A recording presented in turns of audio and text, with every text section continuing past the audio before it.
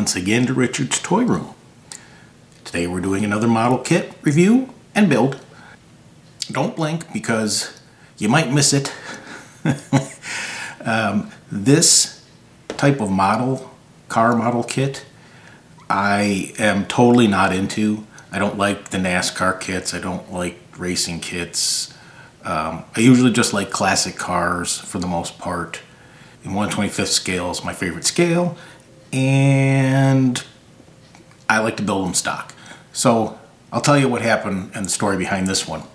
I was visiting my parents in Florida, and we went around to thrift stores and garage sales and stuff like that. And I was having garage sale withdrawal symptoms because I couldn't find anything, stuff I collect. And so we just happened to stop by this one, and I saw the model kit, and I was like, ooh, they got models. And normally, even if I saw this, I probably wouldn't buy it. The only reason I did was because everything was still factory sealed in the bags, and it was $3. So I figured, what the hell, it's 1/25th scale, it is a car, and it was only $3. So I mean, how can I really go wrong? It is something to build, something to do. It's something I've never done before. So, I mean, I'm showing you parts of this. I won't know what half of them are probably. I'm not going to try to guess. But chances are you'll never see another one of these on my channel. I mean, unless I am desperate and having flea market withdrawal symptoms and can't find anything and find another one of these for $3 or something. So anyway, what we got here is a C.A.R.T, which stands for Championship Auto Racing Teams. And this is a Revell kit, and it's called Team Revell's, I don't know if I'm pronouncing that right, Shell Reynard, driver Brian Herta. It is kind of like an Indy car. So it does give you a few options on it.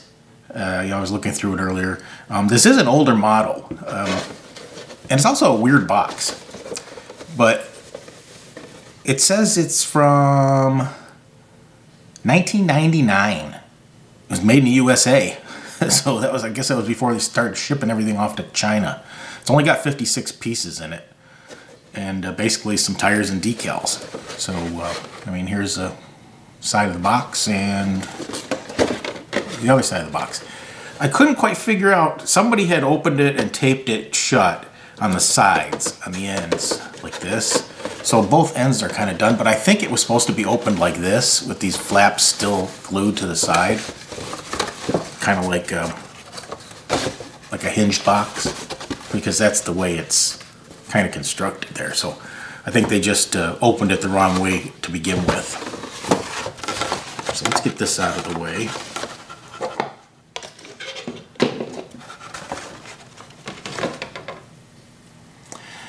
So what we have now are the decals. You've got all these shell decals, and just like thousands of little decals. I guess if I'm going to do it right, I should put them all on. They do give you a couple of decal placement options in the instructions. Speaking of instructions, it's kind of a thin booklet for a Revell model, but it is your typical Revell instruction sheet. They do give you a paint guide. And hey, look here. If you have any questions or comments, call this number. Wish I would have seen this 2 days ago when I realized that I'm missing a part out of a new Revell kit and have had to jump through hoops just to try to get a hold of this company. They took all this stuff off. It wasn't Revell monogram now either. It's www.revell.com, which has no contact information. I guess from what I found going through my groups on Facebook is I'm going to have to go through Europe to get the missing part or something. Germany or something. It's ridiculous for a company that started in the United States. Anyway, I'm going ranting off topic here. So you got your, you're going to build your little driver here. And I think this is the cockpit down here where he sits. And then you're putting the body and the transaxle assembly together. Move on to more body and transaxle assembly. Showing you putting the disc brakes and all the suspension and stuff in here, front. And body assembly. Looks like fender parts and stuff. And then some of these like wing things. I don't know what they're, well, yeah, that's what they call them, wings. Called that one right, huh? Wheel and tire assembly. They do give you two different sets of tires. They call, well, one of them are your obvious slicks, and the other have treads on them, and they call them rain tires. I think I'm going to go with the slicks, since the rain tires just look like regular tires, and since this is a kind of a race car, I'm gonna put the slicks on. And then your final assembly over here, you're just kind of throwing on the wing and the rear wing and front wing. And here's your giant decal placement. All these must be like 50 decals to put on this thing. So let's get all the white parts out.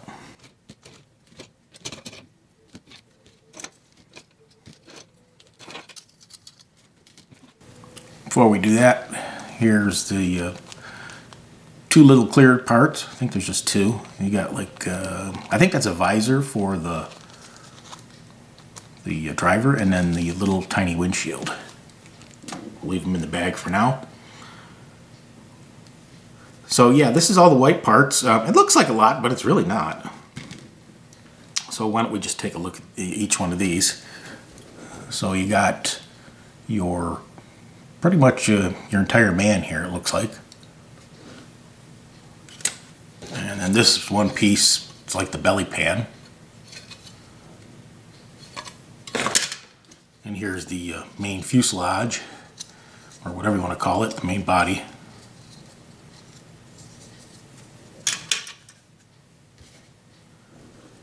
Looks like some interior and some suspension parts.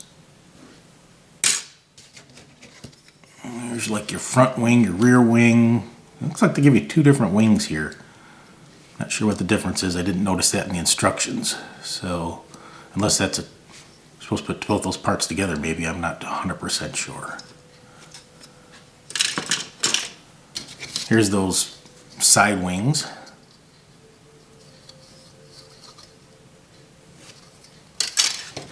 And I think this is the cockpit. Two pieces. Here's all your rims, wheels, whatever you want to call them.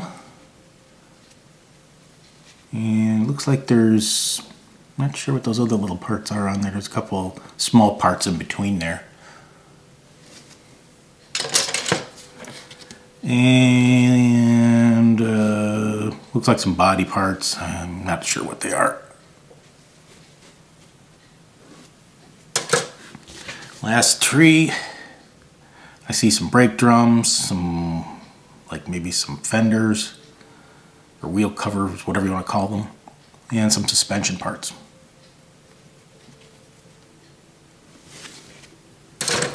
Last thing in the kit are the tires. 4 pretty solid rubber tires with 0 names on them. And like I said, you get rain tires and slicks. And you get 2 smaller front ones and 2 larger rear ones.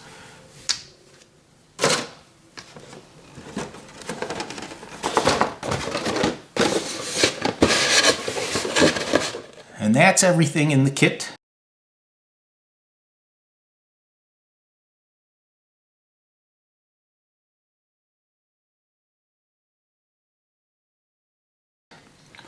So I guess we get started, and stay tuned for an update. Okay, well, here we are with the final reveal, and in a minute we'll get it up on the turntable. Not that I feel there's much to look at here. So you notice I didn't do an update on this. I mean, well, let's be honest. I didn't enjoy this model at all. It's not my area of enjoyment to build race or NASCAR cars or anything like that. Even trucks is kind of pushing it with me, although I don't mind classic trucks. So, I mean, not that there was anything that horribly difficult about this kit in regards to assembly or anything like that. What I hated, absolutely detested about this kit was the decals. Now, I'm not sure if it's because it's possibly 20 years old and the decals have turned to garbage, or if they were like that all the way from the beginning, but these decals were literally a nightmare to put on. Anything that didn't sit on a completely flat surface was just hair pulling, like torture. I don't know if you'll be able to tell on when I put it on the turntable, but I mean, even now, some of them I'm looking at that didn't sit down, and I went over them numerous times with the decal set, which worked great for other cars and other decals and other models, but on this one, oh God, no. I mean, it just, it was horrible. And the ones that go down you can't really see them, but they're the yellow ones, the long yellow ones along the side of the cockpit there. They did not want to fit right at all. I mean, not at all. And I ended up trimming them just to get them to sit on there. Even like up here, there was one, where am I thinking here? Yeah, I think it was the shell one I'm thinking of. And then the 8s here on the side. I mean, I had to super glue them down. They would not roll and form to any of the contours. The one down here that was on the very tip of the nose, it was like a V-shaped one with the yellow and the black. And oh God, it would not sit down. I kept trying. I kept putting more decal set on it, and finally it tore. And then something, I don't remember what the hell happened. I think I tried to peel it up and reset it because it like moved, and then it like ended up like just destroying it completely. So I went in and hand painted the black and the yellow. I mean, it looks like crap, but to be honest, at that point I really didn't care anymore. I mean, I just had to finish it because I started it. I mean, but otherwise, I mean, I absolutely hated this kit, and I will never build another one. I mean, they gave you a decal to put on this guy's helmet. Now, if I can't even get a decal to sit flat on this barely curved surface here, can you imagine what it was like for me trying to get this decal to wrap around this round globe helmet? No. I tried it for about 3 minutes, and when I couldn't get even any of it to even sit or attach, I just took it and threw it right in the trash. It was not even worth the aggravation. So anyway, like I said, as far as the plastic, the model, the kit itself, there was really no issues with that. I mean, everything seemed to like pretty much fit okay. But the decals, absolutely sucked. And to be a kit that I really wasn't that hot on to begin with, made it that much worse. So, anyway, take it for what you will. Hope you didn't get all upset with me saying all that, but I mean, I built it, so obviously I'm going to keep it, but I hated it. Leave it at that. So let's get it up on the turntable, and thanks for watching. Stay tuned for more great videos.